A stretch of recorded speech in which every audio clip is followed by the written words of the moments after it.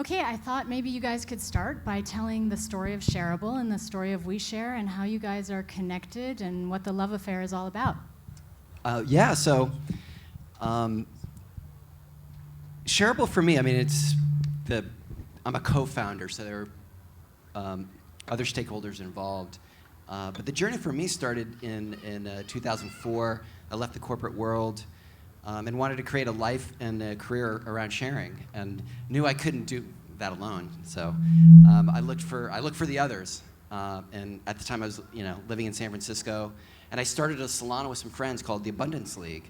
And it was a gift circle plus a speaker every month, once a month. And I did it for 5 years, and it just completely changed my life and showed me a different form of wealth, not money, but relationships, and how that was so empowering and how it made so much possible. And from that network that I created with my friends, it ended up being a few hundred people, but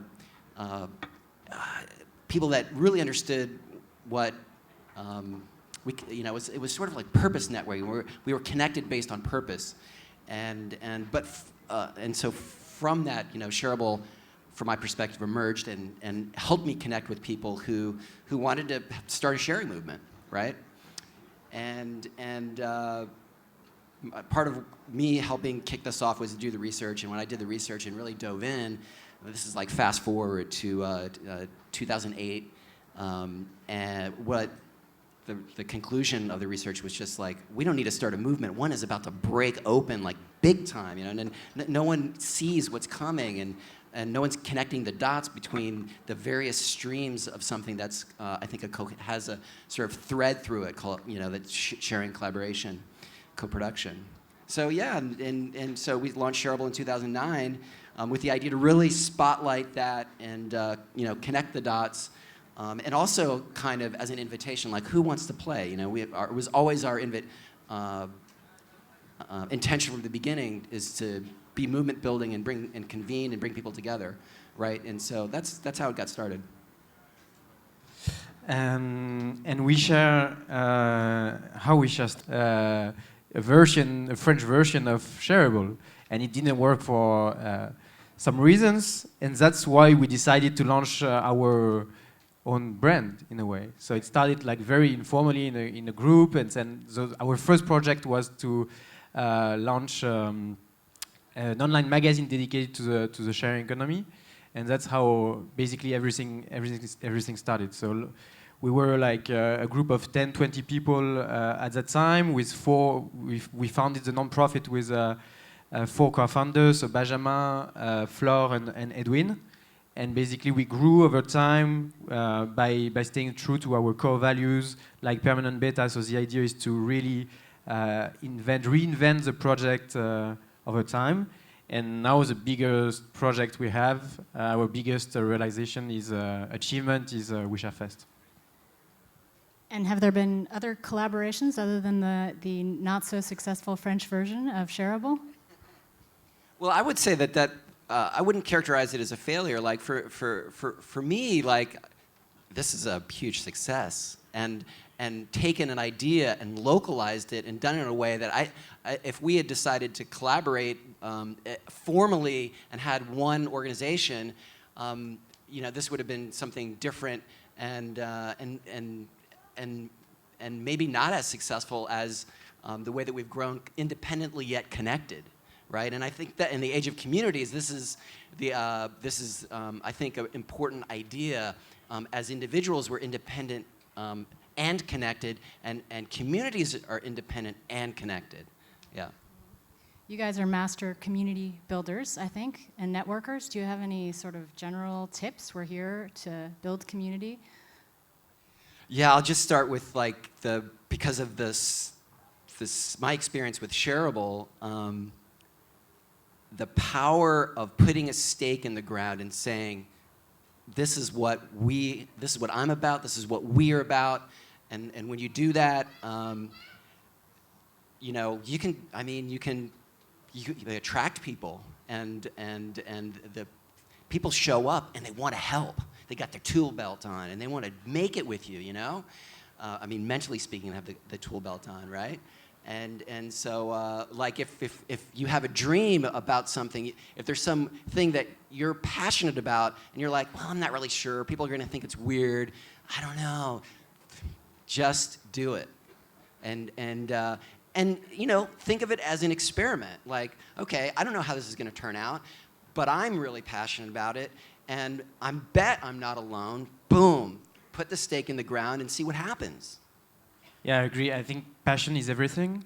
So if you start anything, if you like the most difficult thing for me is to find your passion. But if you can find your passion, then it's so easy to build a group of people, because you just have to show your passion, and people want to, be friends with people who are passionate, because it resonates to them. And then, so that's for me the most important part. And then I really think that it's important to show that the community is growing, because I also think that people want to be part of something that is growing and gaining momentum. So in the very early days of WeShare, it was really important to show that we had new people joining the community. We were organizing more and more events so that people wanted to come on board. And then I think what the job system now is really bad at achieving is to bring meaning and the ability to learn over time in the job market. So like now companies are kind of bad at achieving this. And in really at the core of WeShare is the ability for people who get involved to learn new skills. So like that's why it was really important for us to have a diversity of people with a diversity of skills, so that you can learn from them and learn over time, and also the ability to be independent. So for example, the idea of connectors is that you're going to be the connector of your city. So connector of Barcelona, you're independent, you can do whatever you want in Barcelona if you respect the set of rules we gave to the organization. And I think really people want to be empowered. They want to be they want to choose what they're going to do every day. And we're providing this. We're providing a brand that means a set of values, and that means a vision for the future. And then if you're a WeShare connector and if you want to open a new city, it's open to you, and just do it. I noticed neither of you mentioned your incredible good looks as part of the network building. No? Okay. You too. Are you flirting? So, you're cute too. I'm taken, however. So are there differences, you think, in community building in the US versus in Europe, which is where WeShare, I guess, started? Yeah, I think yeah, just to touch on something though about, you know, collaboration in the age of communities is you know, the sort of relationship that WeShare and Shareable has. It's evolving, but the cool thing is that we're in dialogue constantly, and we weave in, like they join our editorial calls, like a couple people for WeShare, so they know what's going on, and if we're doing a major initiative, they're one of the first people that we get on the Skype with and share what we're doing, and so our plans are built around what our partners are doing, and powered by the connections with our partners. And it is also about personal relationships that, you know, Antonin and I, we invested in, we went drinking together, okay? Stuff like that, you know. We've had fun together, right? And that's super important. And also that I think in the future there might be many ways to collaborate, also because WeShare in a way is moving from a very informal organization, very open, where lots of projects were popping up, where we organized a tour in Latin America, a tour elsewhere in Europe, and now we're going to be more structured with also more with a budget, with like a funding for a non-profit, and so in a way the organization will change slightly, and also I think it's going to be easier for friends to collaborate with us, because sometimes, you know, it might be hard to understand what WeShare is all about, because there are so many projects coming from the community, and I think it's time for us to be slightly more structured in the way we envision the future. So up until now, WeShare has been powered on love. And Shareable, is Shareable also sustained by love? Or can you guys talk a little bit about how these organizations actually manage to keep the doors open? Yeah, so I told a little bit about how Shareable got started, and that was from my perspective, but also,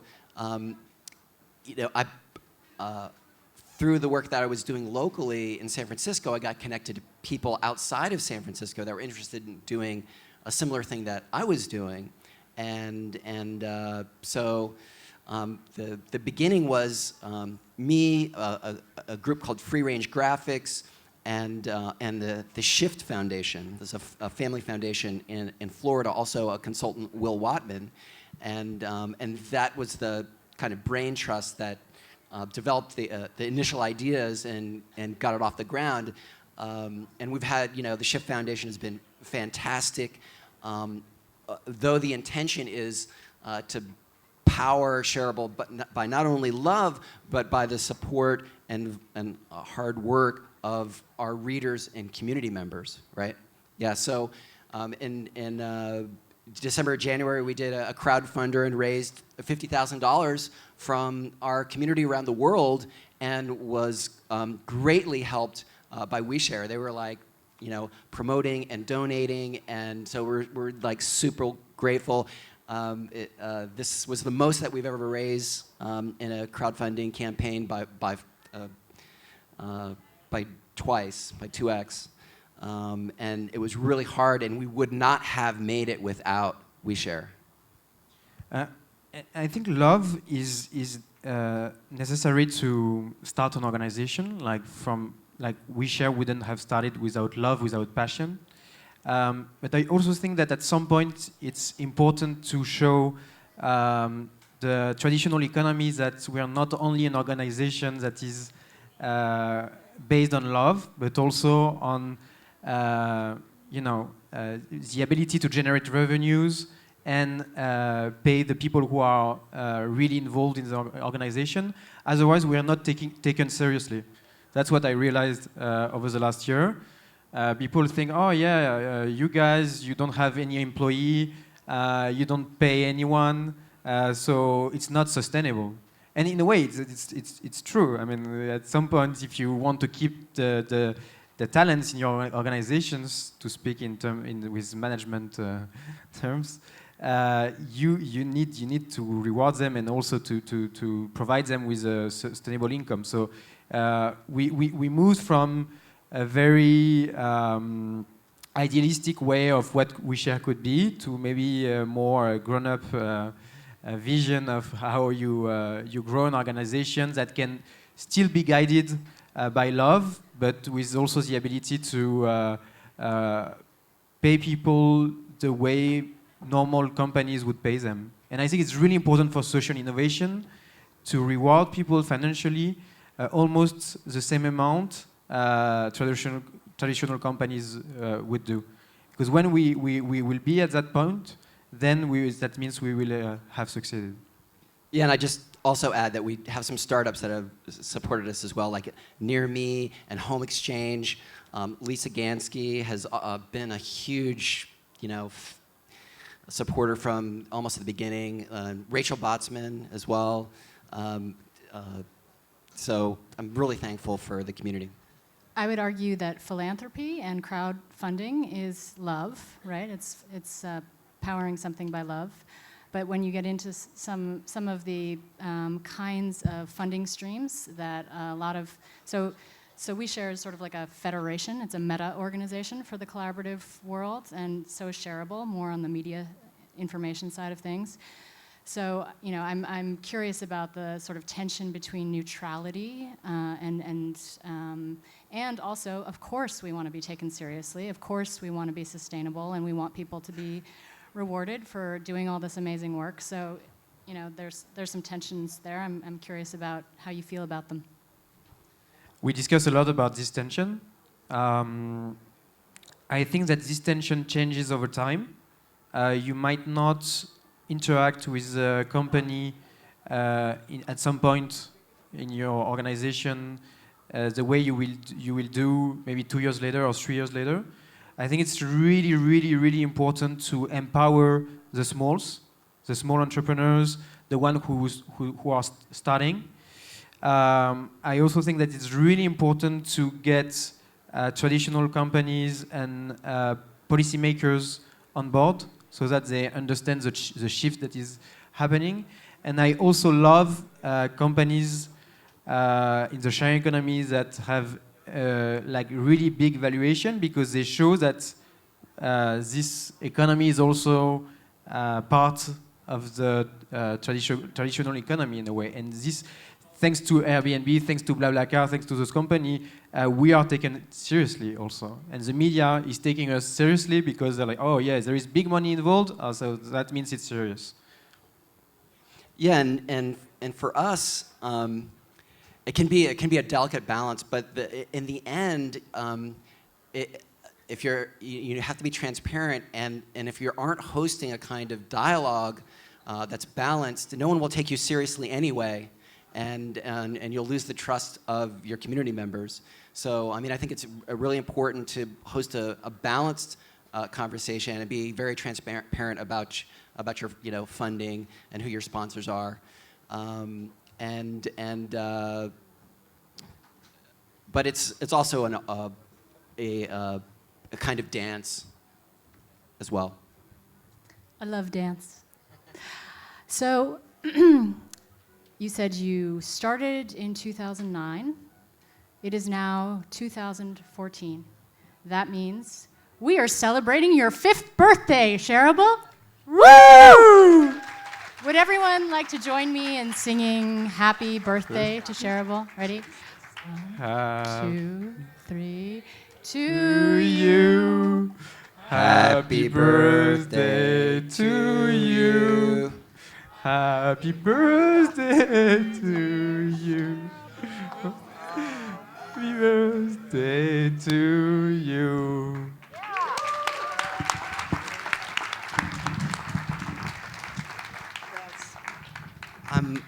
Yeah. It's Benjamin's idea, so you should hug him twice.